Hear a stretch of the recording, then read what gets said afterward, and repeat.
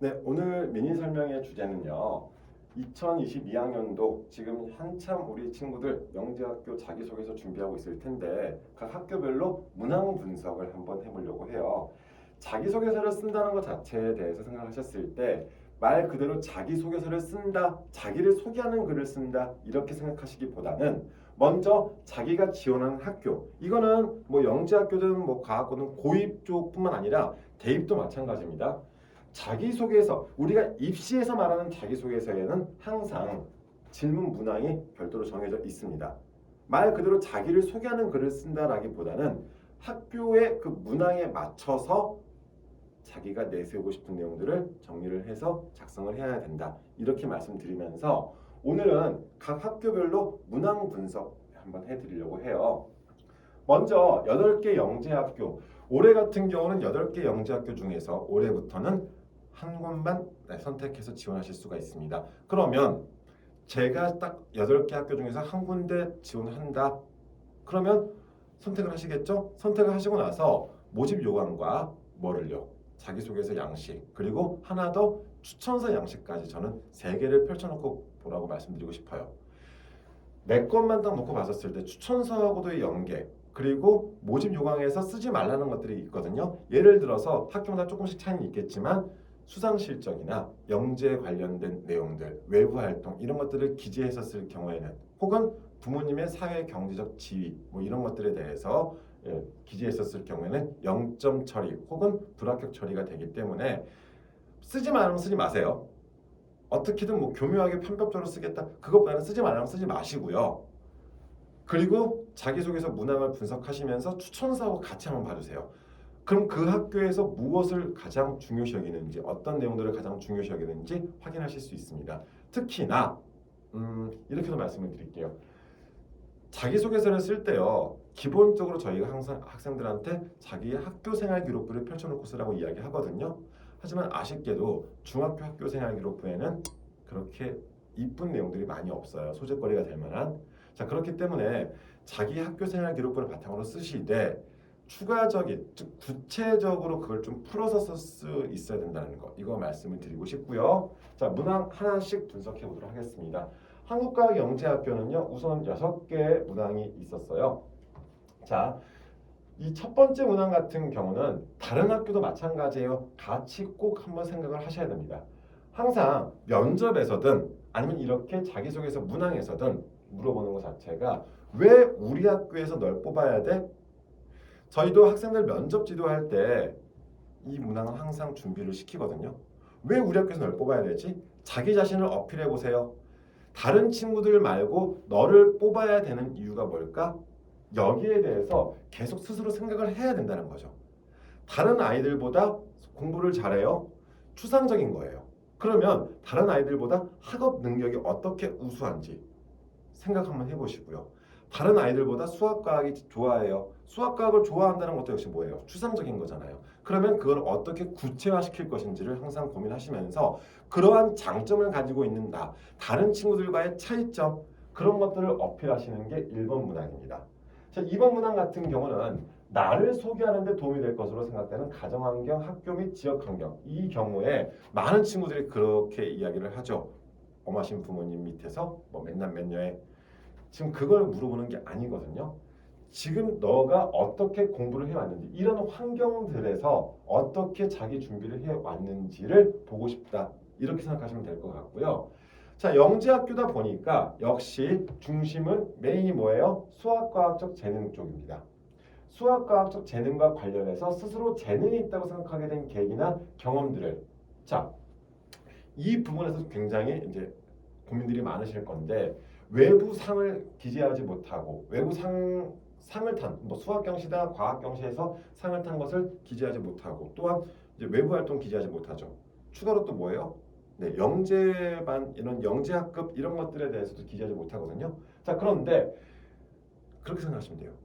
상을 탔다는 것을 기재하지 못하지만 그 상을 타기 위한 노력의 과정, 혹은 각각 자기들이 영재학급 활동을 하면서, 혹은 영재반 이런 그 교육청이 된 학교든 이런 영재학급 관련된 활동들을 했던 내용들을 기재하시면 됩니다.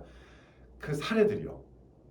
했다는 것을 기재하시지는 마시고요. 그거를 하면서 어떤 재미를 느꼈다에 초점을 맞추시면서 정리하시면은 훨씬 더 많이 도움이 될 거고요.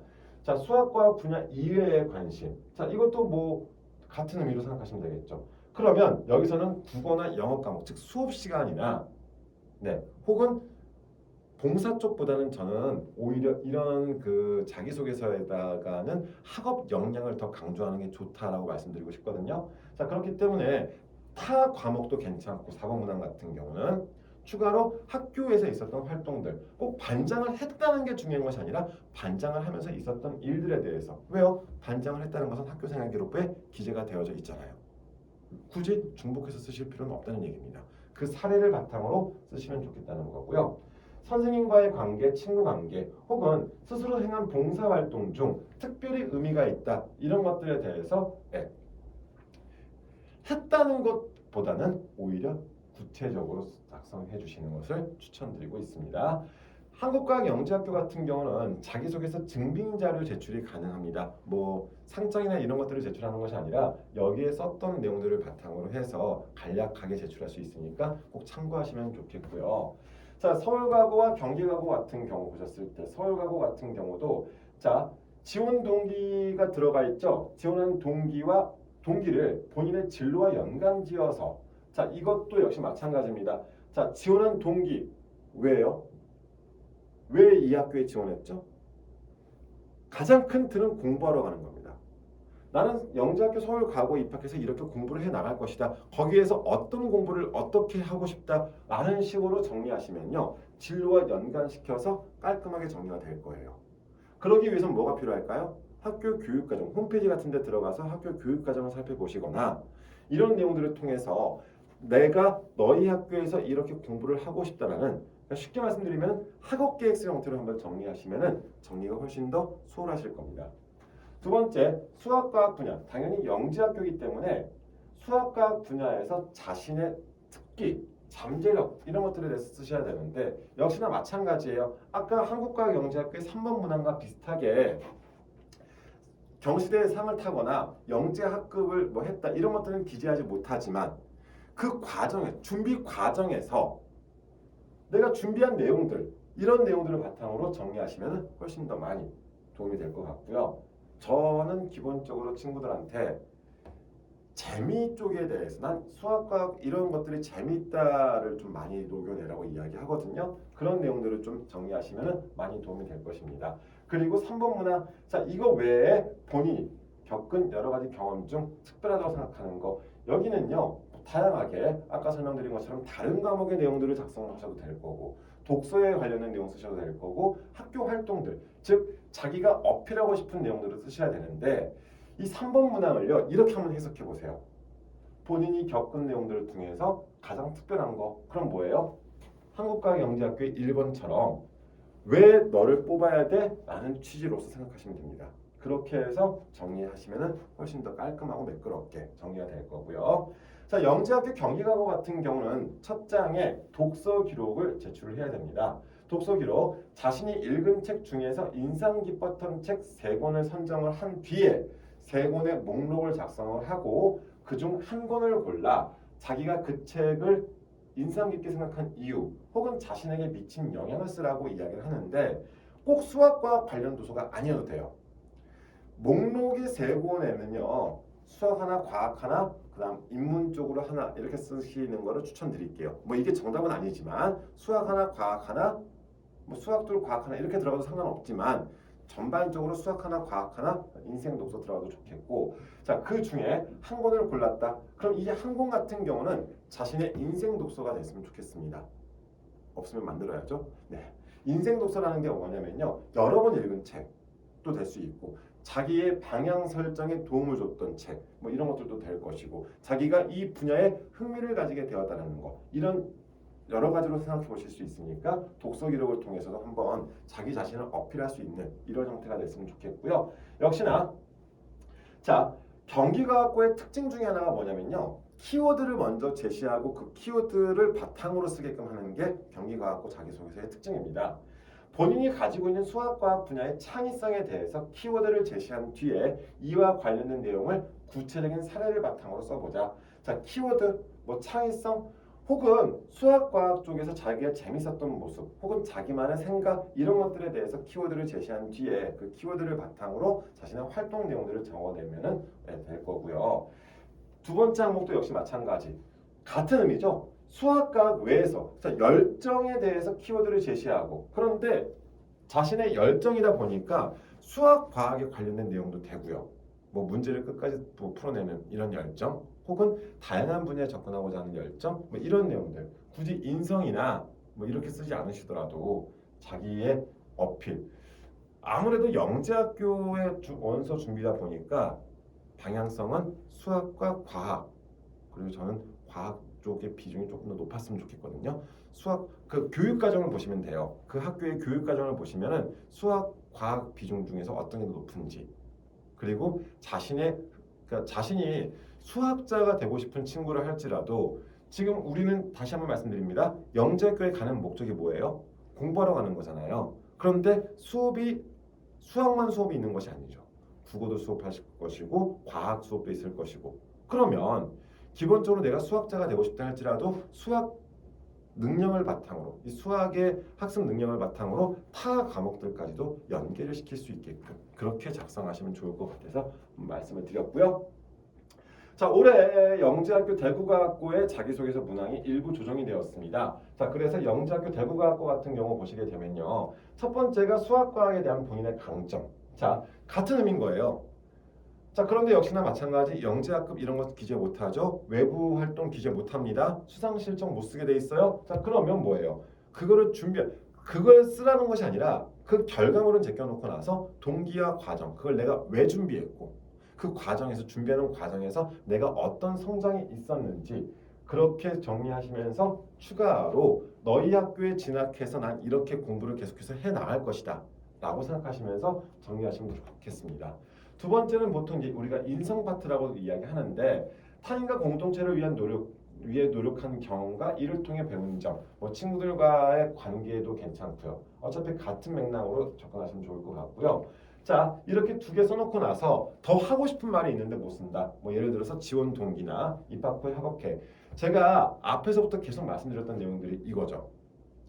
공부하러 가는 거잖아요. 그러니까 자기소개서라기보다는 학업계획서 형태의 방향으로 생각하시면 그러니까 부모님들이 만약 이걸 보고 계시다면은 우리 아이들의 자기소개서를 도와주실 때 지도해 주실 때 방향성을 잡으실 때요. 학업계획서 형태로 많이 생각을 해주시면 좋을 것 같아요. 그래서 너희 학교에서 공부를 이렇게 해 나갈 것이다. 그럼 당연히 그 학교에 지원하는 학교의 교육과정 편성표라든가 학교 홈페이지 들어가면 여러 가지 정보들이 있거든요. 그 내용들을 같이 참고하시면서 작성하시면 도움이 될 것입니다. 자, 그다음 영재학교 대전과학고 같은 경우도 지원 동기 아까 같은 문항이 있었죠? 지원 동기를 자기의 진로와 연계를 해서 나타내는 것과 수학 과학 분야, 수학 또는 과학 분야에서 자, 이것도 한번 잘 생각해 주세요. 다른 학교에서 써먹을 수 있습니다. 도전 창의 열정을 발휘했던 경험 아까 열정이 있었잖아요. 자, 그런데 거기서 와, 나 열정이 있어 이렇게 쓰는 것이 아니라 자기의 지적 호기심, 과제 집착력 혹은 논리적 사고 능력이나 창의적 문제 해결 능력 자 이런 경험들을 바탕으로 자신의 성장한 내용들을 쓰라 이렇게 봐주시면 좋을 것 같고요. 그 다음 자 가정 및 학교 환경에서 자기주도 능력이라고 이야기하는데 자 자아효능감, 자기주도 학습 태도, 학습이해 그러니까 공부 방법을 쓰는 것이 아니라 자기주도적인 학습 태도를 쓰는 거예요. 무슨 과목에 성적이 안 좋아서 이렇게 공부했더니 성적이 올랐다. 이 공부 방법 쓰는 거 아닙니다. 자기가 스스로 찾아보고 자기가 스스로 고민해보고 자기 주도라는 말은요. 자기가 혼자 이것저것 생각하고 고민한 내용들을 중심으로 쓰시면 좋을 것 같아서 말씀을 드린 거고요.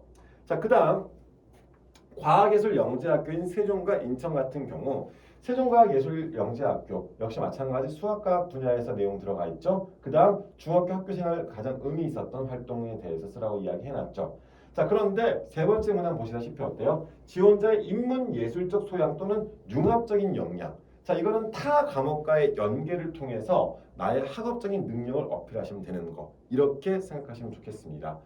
자, 그 다음 세종과학영재학교 같은 경우는 세종과학예술영재학교는 4번에 자유선택 문항이 있던데 자, 지원 동기를 쓰시거나 뭐 진학 후에 학습 계획을 쓰시거나 향후 진로 및 장래 희망에 관해서 500자 내외 혹은 중학교 학교 생활 중 배려 나눔 이런 인성적인 측면을 어필하시거나 학업 능력 향상을 위해 기울인 노력을 쓰시거나 자신이 경험했던 가장 큰 어려움과 역경 극복을 쓰시거나 독서 내용을 쓰시거나 이 5개 중에 하나를 선택하셔서 500자 이내로 쓰시면 돼요. 뭐 몇몇 선생님께서 그러시던데 이것들을 뭐 다 같이 써라라고 하시는데 어차피 쓰라고 이 중에서 하나 선택을 하고 돼 있기 때문에 이 중에서 자기가 이 세 문항에서 표현하지 못했던 것들을 중심으로 해서 쓰시면 됩니다. 어떤 거를 쓴다고 유리한 것이 아니라 자기의 종합적인 내용을 쓰셔야 되는데 1번, 2번, 3번 문항에서 자기가 표현하지 못했던 내용들을 이 5개 중에서 하나 선택하셔서 작성하시면 될 거고요. 자, 그 다음 인천과학예술영재학교 같은 경우 자, 1번 문항 딱 보시다시피 어때요?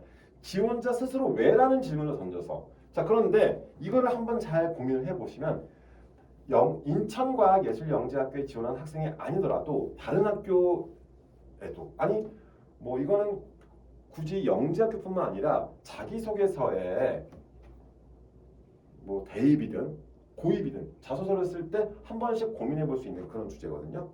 자, 이 내용을 바탕으로 자기가 어떤 성장을 이루었는지 쓰시면 좋을 것 같고요. 인천은 수학 따로 과학 따로 작성하게끔 해놨고 인문 쪽에 대해서 자 보세요. 책을 3권을 선정을 해야 돼요. 3권 선정하는 학교 앞에도 있었죠. 그런데 인천 같은 경우는 딱 꼬집어 놨어요. 인문 예술 쪽 1권, 수학 1권, 과학 1권.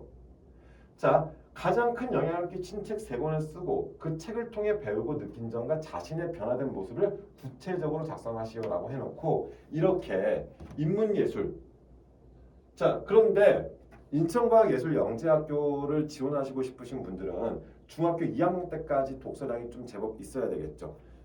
총 독서 권수 자기의 학교생활 기록부 1학년, 2학년을 통틀어서 독서 권수를 써놓게끔 해놨습니다. 그래서 인문예술 쪽에 관련된 책이 몇 권이고 수학 쪽 몇 권이고 과학 쪽 몇 권이고 안타깝지만 학교생활 기록부에 기재된 내용들을 중심으로 쓰셔야 됩니다.